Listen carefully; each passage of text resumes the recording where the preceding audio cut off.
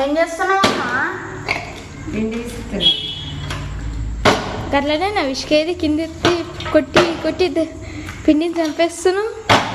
దీని మీద పగ తీర్చుకుంటున్నట్టుంది కదా.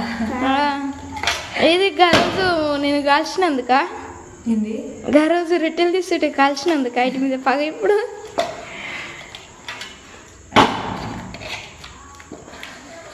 తోటలో పోయి వచ్చేసరికి బాగా లేట్ అయిపోయింది. ఇప్పుడు వేసుకొని ఎప్పుడు తింటాం.